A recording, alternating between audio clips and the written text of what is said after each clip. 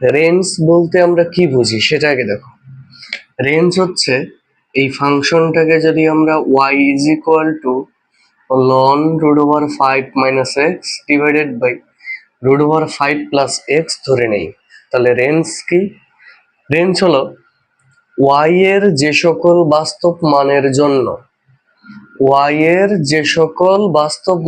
জন্য x এর বাস্তব মান পাওয়া যাবে তাকে রেঞ্জ বলবো। তাহলে y এর কোন কোন বাস্তব মানের জন্য সেটা হবে, তো ওই y এর ওই মানগুলো দেখার জন্য আমাদেরকে একটু ক্যালকুলেশন করতে হবে।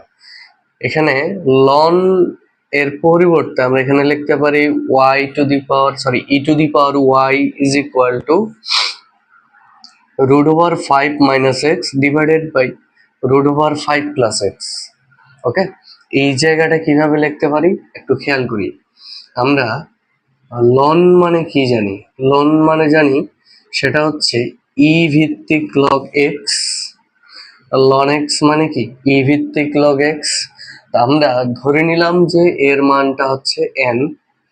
এখন সূচকে যদি কনভার্ট করি তাহলে ভিত্তি সেম থাকবে, এর পাওয়ার হয়ে যায় N is equal to X. Okay, তাহলে এই মানটাকে আমরা সেম ভাবে লিখতে পারি যে লন, এটাকে যদি এক্স চিন্তা করি তাহলে ln X is equal to N.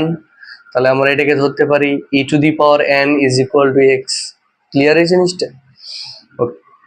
এবার আর যদি গুণ করে দেই তাহলে √5 into E to the power Y plus X into E to the power Y is equal to √5 - x। আমরা x এর মানগুলোকে একদিকে রাখি, x into E to the power Y minus X এই সেটে আসলে প্লাস এক্স √5, এই মানটা এই সেটে গেলে minus √5 into E to the power Y. X কে কমন নেই তাহলে থাকে e to the power Y plus 1 is equal to √5, যদি কমন নেই তাহলে থাকে 1 minus e to the power Y. এবার লিখতে পারি কত? X is equal to √5 into 1 minus e to the power Y divided by 1 plus e to the power Y. এবার খেয়াল করো, এই জায়গাতে তুমি y এর যত ধরনের বাস্তব মানই দাও না কেন এই ফাংশনটা সবার জন্যই কি থাকবে? সংজ্ঞায়িত থাকবে। ই এর একটা অ্যাপ্রক্সিমেট ভ্যালু আছে 2 পয়েন্ট সামথিং। তো y এর যে কোনো ধরনের মান দাও না কেন এই মানটা সবার জন্য কি থাকবে? সংজ্ঞায়িত থাকবে। যেহেতু y এর সকল বাস্তব মানের জন্য সংজ্ঞায়িত, তাহলে এই ফাংশনটার রেঞ্জ হচ্ছে আর। আমরা কথাটা কিভাবে লিখতে পারি যে x এলিমেন্ট অফ আর হবে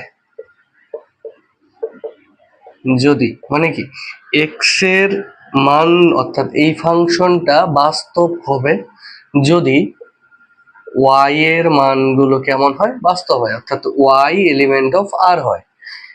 সুতরাং আমরা লিখতে পারি কি range is equal to R. Clear?